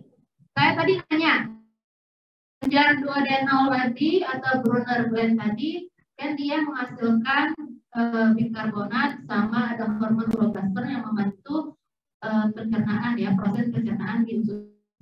Nah, si pelajar 2 dan 0 atau Brunner blend tadi akan menghantarkan cairan itu kemana?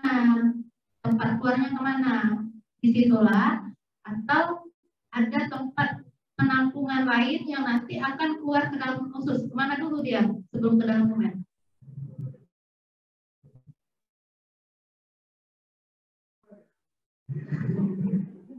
Iya, kemana? Kamu dari SMA mana? Kamu SMA Kumang. Silakan. Ada SMA 5 nggak sini? Oh ini, Fatih. Bahan ya? Kamu SMA 5? Nah, kamu adik saya, adik kelas saya. Kamu jangan malu-malu SMA 5 ya.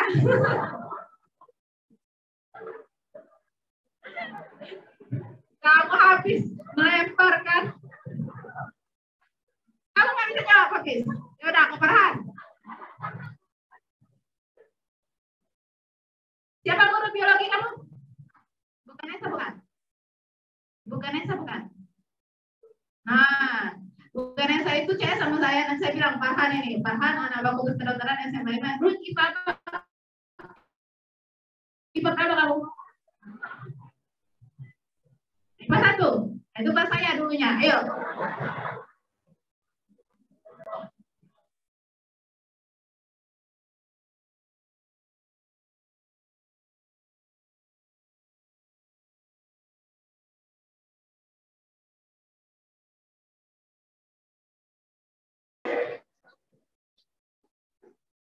Alhamdulillah ya.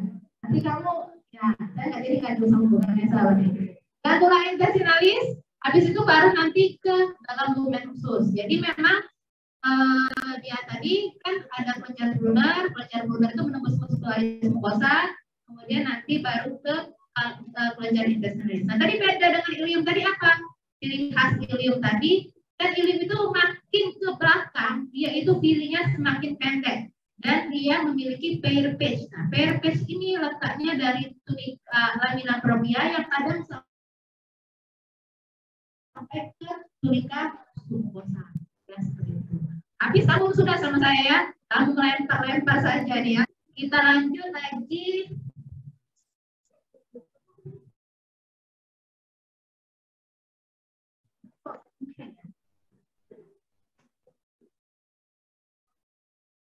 Oke. Ini tadi sudah, perhatiin ya. Sudah kedengaran ya suara saya di Zoom ya? Tadi sepertinya ini aja sih, karena sinyalnya tidak bagus. Ini sudah ya, ini sel-selnya, sel planet. Selnya aja deh ya, sudah 14 dulu, sudah habis waktu saya. Jadi khusus halus tadi fungsinya melakukan penyerapan dan nutrisi dan cairan di dalam khusus halus ya. Penyerapan cairan ini dilakukan secara difusi terfasilitasi sama osmosis serta transfer aktif. Kemudian ada penyerapan dari lemak. Asam amino, air, ion, dan glukosa akan masuk ke sel usus dan masuk ke kapiler darah, saya bilang tadi. Kalau asam lemak rantai panjang dan monogliserida, dia tidak masuk ke kapiler darah, tapi ke dalam laktel limfe pada propia virus. Kontraksi virus akan menyebabkan si asam lemak ini masuk ke pembuluh limfe besar di submukosa dan mesenterium. Nah, ini adalah penyerapan karbohidrat ya, dimulai dari karbohidrat yang kompleks. Dia akan terpecah menjadi dibantu oleh enzim amilase pankreas yang menjadi laktose, ada alpha dextri, ada maltodextrose, ya ini enzim-enzimnya maltose dan sukrose nanti akan masuk ke ini kan pilih-pilih tadi deh. Nih. Ini kan gambaran pilih tadi ya, pilih daripada usus halus tadi, striatic border mikrofilinya. Ini kan pilih, di sini ada striatic bordernya. Nah ini disinilah nanti proses penyerapan karbohidrat. Nah, karbohidrat nanti akan diserap dan dibentuk dipecah menjadi karbohidrat yang lebih kecil menjadi glukose ya, dari fruktose menjadi glukose, dari galaktose juga menjadi glukose, nanti akan keluar ya, keluar menuju kapiler darah. Ini karbohidrat. Nah, kalau protein juga sama ya, dari protein yang kompleks nanti dia akan terpecah. Ini nanti kalian belajar di biokim pemecahannya ya. Ini striatic border ya, proses penyerapannya di striatic border di mikrofili dan fili tadi. Nah, dia akan menjadi protein yang lebih kecil menjadi asam amino. Asam amino akan dikeluarkan menuju ke kapiler darah. Nah, kalau lipid ini kan lipid ini akan bereaksi dulu dengan garam empedu. Jadi si garam empedu ini membantu proses pencernaan lemak kita. Ya, garam empedu yang dihasilkan oleh hepar dia akan membantu pencernaan lemak. Nah, pencernaan ini setelah dia bereaksi dengan garam empedu, dia akan mengeluarkan enzim pankreatik lipase. Kemudian dia akan menjadi bentuk misel, bentuk bentuk fat yang lebih kecil untuk nanti masuk melalui fili-fili tadi. Nanti dia masuk ke sini dan dia akan berikatan dengan fatty acid binding protein. Nah, setelah dia berikatan dengan fatty acid binding protein, si misel tadi akan berubah kembali menjadi triglycerida. Triglycerida ini akan masuk ke retikulum endoplasma yang halus. Kemudian ke aparatus Golgi. Aparatus Golgi dia bentuknya namanya kilomikron. Nah, kilomikron ini adalah protein lipid yang kompleks. Nah, kilomikron nanti akan keluar menuju enterosit sel enterosit, kemudian masuk saya bilang tadi ke laktel, sentral laktel atau laktel limfe. Untuk nanti baru karena kontraksi dikeluarkan menuju ke pembuluh limfe besar dan mesenterium. Itu bedanya lemak dan karbohidrat serta protein ya. Jadi kalau tadi ke kapiler darah, kalau si lemak dia menuju ke laktel limfe. Selesai. Ada IT lagi nggak ada kan? Habis ini istirahat sholat ya. Ya, selesaikan sebelum sholat Jumat. Nah, kita lanjut ke intestinum prasum atau usus besar. Ada pertanyaan Kak dari usus halus tadi? Dari esofagus dan usus halus. Yang di Zoom? Halo? Halo? Gak ada suara? Apakah ada orangnya di Zoom ini? Halo?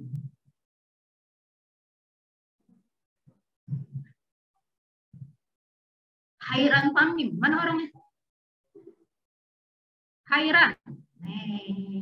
Hilang. Iya dok. Ya. Muka kamu mana? Ada dok. Fathiyah. Ada. Oh, di atas itu ada ya? Oh iya, itu ada. Ada. Fathiyah Huri Al-Jannah. Ya dok, ya dok. Maaf dokter, tadi ada berisik di rumah. Ada ya, oh yang di sini, di laptop saya. Maaf dokter. Ya, kamu marah sama adik kamu ya? Kamu marah sama saya? Iya, maaf dokter. Jangan marah-marah deh. Saya juga. Saya Rasifa. Mana orangnya? Ya, Mas di laptop saya nggak muncul ya muka kalian ya? Dok, ada dok. Ada di sini. Berarti laptop saya nah, kalau Aksa, siapa Aksa? Aksa?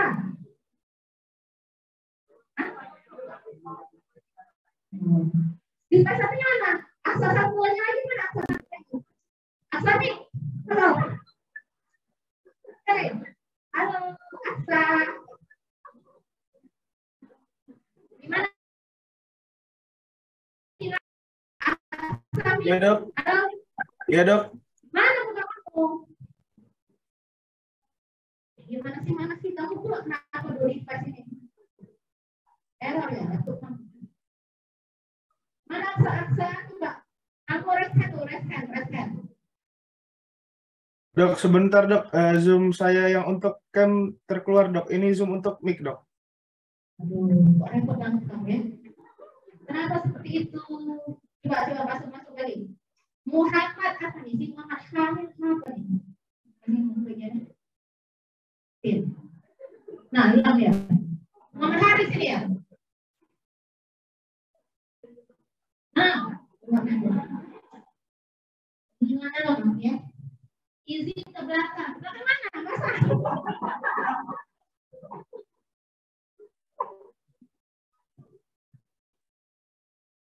Muhammad Haris itu kan harus udah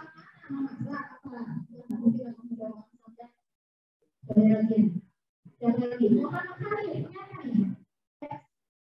Muhammad Haris ada orangnya? Nah, ada orang.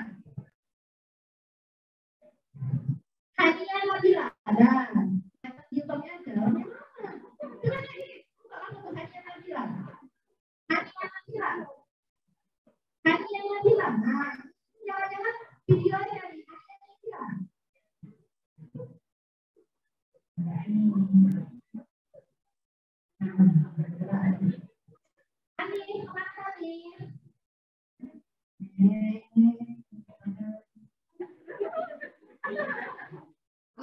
Iya dokter, Hania Nabila.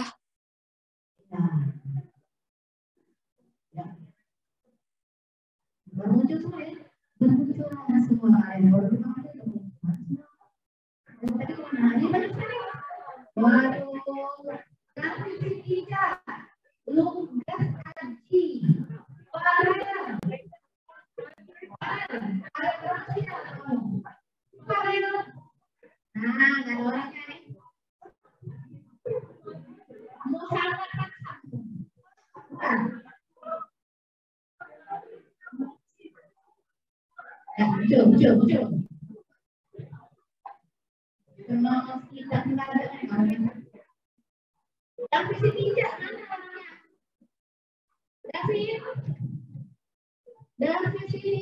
Ayo. Iya dok. David tidak.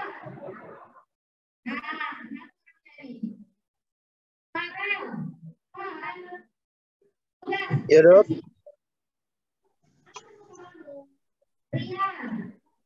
Apa dok?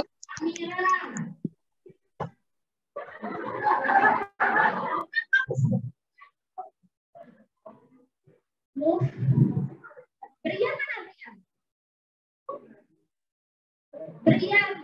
Brian Matthew. Ya dok. Ini titik siapa tuh ini? Oh, mana titik ini? Ini titik 2, siapa nih? Ada titik 0,1, ada titik 0,2, siapa yang muncul? Titik 0 nih. Ini 1, ini 2, siapa?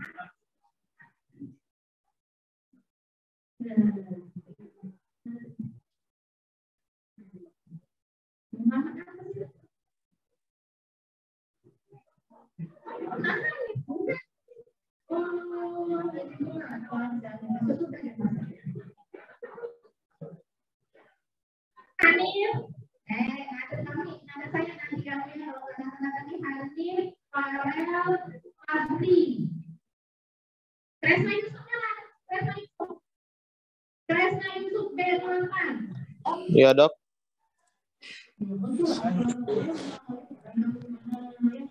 Ya dok. Hanif, Farel, sama Fahri. Baby olahraga ada? Ada. Maju lah dek. Belum mandi ya mau? Siapa belum mandi ya? Aisyah mana? Aisyah. Aisyah. Iya dok.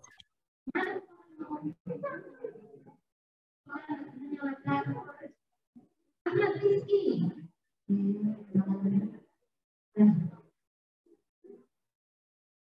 Segera muncul sebelum saya selesai kuliah. Kalau saya selesai kuliah belum muncul, berarti saya anggap kamu tidak masuk ya.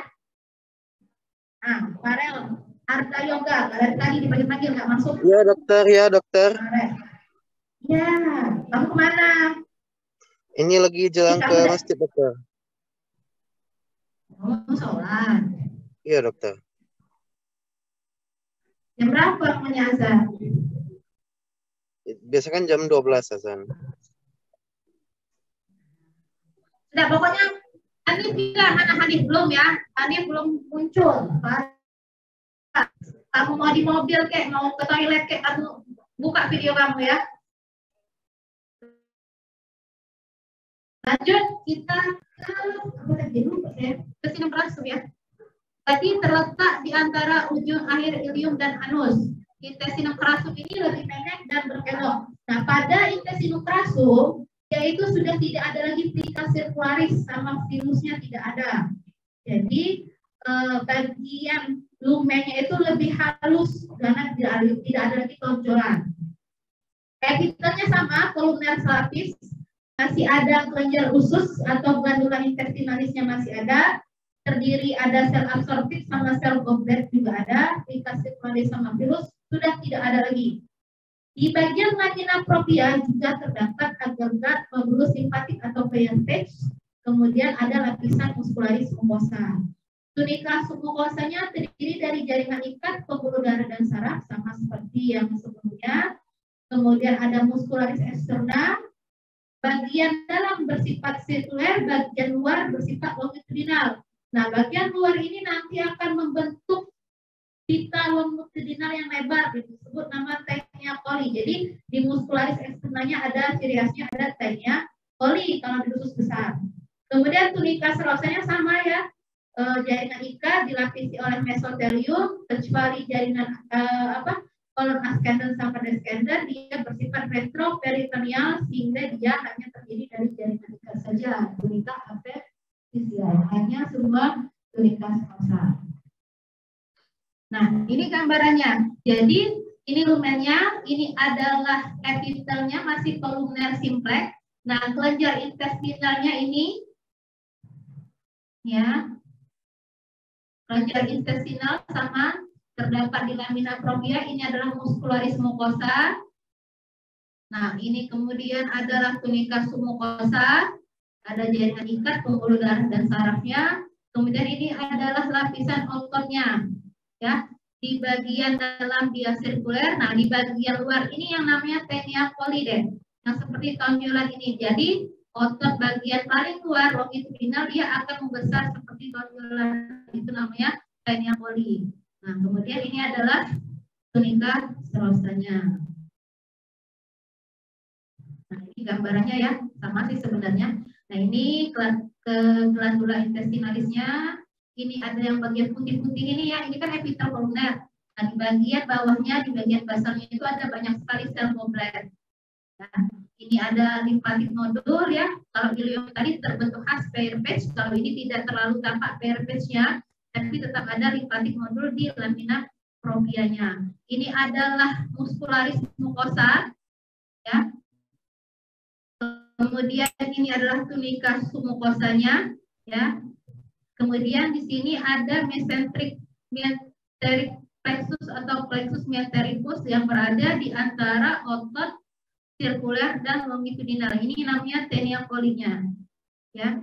Jadi otot bagian longitudinal itu akan membesar membentuk tonjolan disebut dengan taenia coli. Kemudian ini adalah adiposanya, jaringan adiposa ya dia.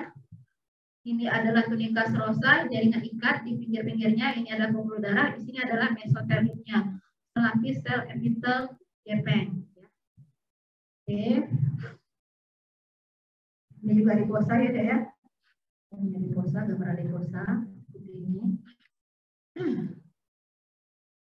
Lanjut, aduh jam berapa nih?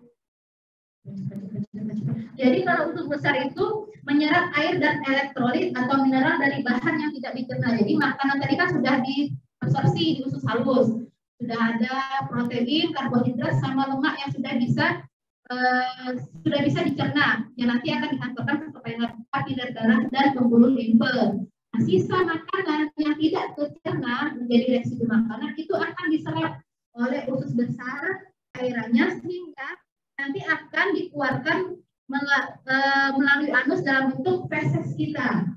Jadi awalnya itu kan dia bentuknya itu semi cair ya, masih dalam bentuk yang makanan tersisa itu masih cair. Ketika sampai ke bagian usus besar yang paling distal, dia akan memadat seperti feses pada umumnya. Jadi nanti setelah sudah diserap airnya, mineralnya diserap, dia akan karena diserap air dan mineral otomatis kan bentuknya yang awalnya dia semi cair dia jadi solid kembali. Nah, jadi feses yang solid tadi nanti akan dikeluarkan melalui anus melewati usus besar. Ya, seperti itu. Nah, di usus besar juga ciri khas lain dia banyak sel goblet. Jadi sel gobletnya itu hampir di seluruh epitelnya, di sel epitel kolumner tadi. Untuk apa fungsi sel goblet? Untuk menghasilkan mukus.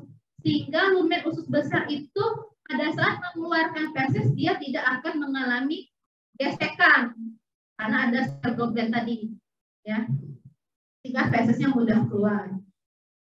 Kontraksi atau tonus pada tenia coli akan membentuk sakulasi atau kompartemen atau haustra. Kalau di makroskopis, haustra itu yang mana ya gambar usus ya?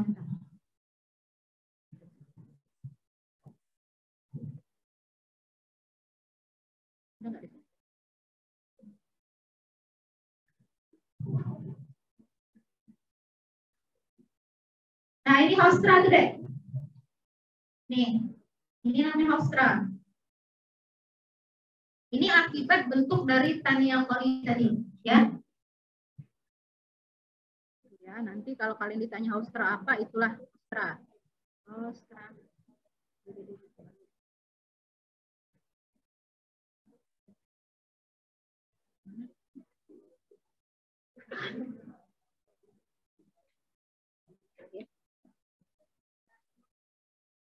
Sudah ya ini sudah ya sampai haustra. Kemudian appendix. Appendix itu adalah divertikulum kecil. Divertikulum kecil itu kantung ya, kantung kecil dan buntu yang berasal dari cecum sebelah posteromedial kantung ileocephal. Jadi posisinya di sini appendix ya, ujung kanan paling bawah sini ya.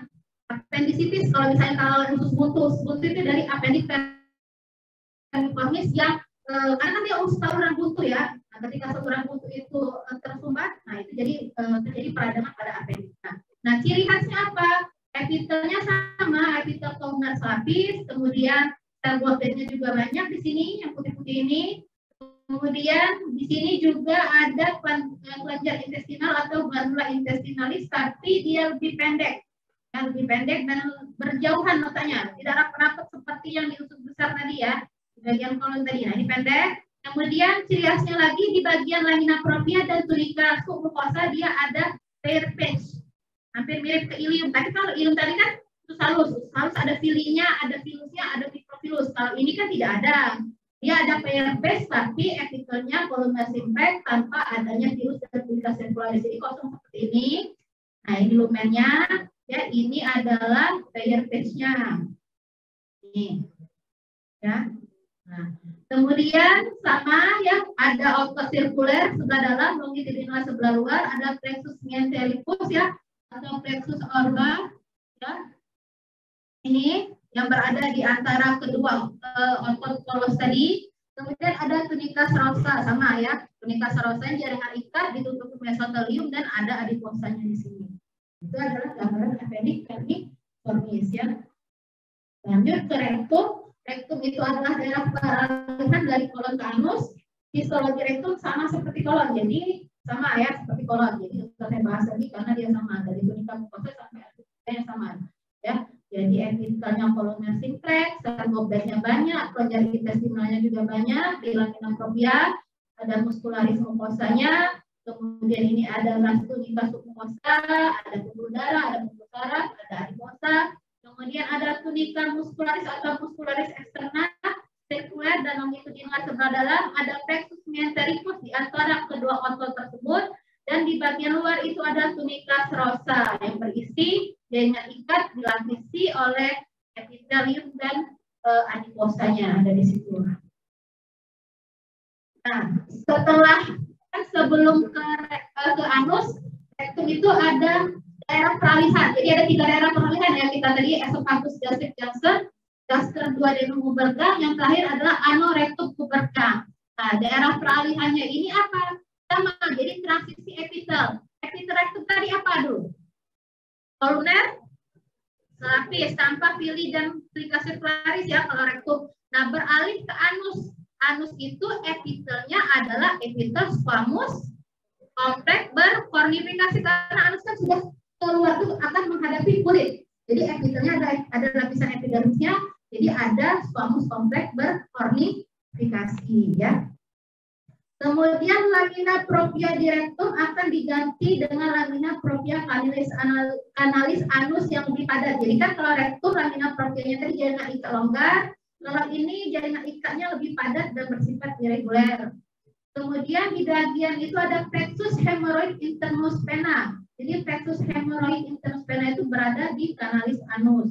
Kemudian otot polos sirkulernya akan menebal, ya, membentuk sphincter ani externus. Di bagian paling luar ada otot levator ani. Jadi ada sphincter ani internus. Kemudian nanti bagian paling sirkuler di otot ani, sphincter ani externus, paling luar ada levator ani. Mana yang gambarnya? Nah, ini gambarnya. Ini adalah daerah peralihan. Jadi dari epitel kolumner simplex yang menjadi epitel squamous kompleks berkornifikasi di sini. Nanti paling luar, anus yang paling luar dekat kulit dia akan mengalami kornifikasi. Nah, ini adalah lamina propria kanalis anusnya, dia lebih padat, lebih banyak jaringan ikatnya. Kemudian di sini adalah external sphincter ani externus, ya, di bagian luar. Kemudian di bawahnya itu ada musculus levator ani. Nah, di sini juga di bagian lamina proprianya itu ada plexus hemorrhoid internus. Sini, ya, ada pembuluh darah hemorrhoid di sini. Oke. Selesai. Ada pertanyaan? Sudah balik belum Hanif tadi? Hanif? Ya, Dok. Sudah selesai masanya? Tadi siap-siap soal Jumat, Dok. Oh, siap-siap soal Jumat. Oke. Siapa sekali? Farel sudah. Hanif sudah. Fahri mana Fahri? Fahri Hadir, Dok. Siap-siap soal Jumat tadi, Dok. Mandi. Mandi, belum mandi lah, ya Allah. Nanti sebelum mandi kuliah, ya. Oke. Kalau nggak ada pertanyaan, saya tutup. Saya mohon maaf bila ada salah kata. Saya tutup dengan Assalamualaikum warahmatullahi wabarakatuh. Waalaikumsalam warahmatullahi wabarakatuh. Terima kasih, Dok. Terima kasih, dokter. Terima kasih, Dok.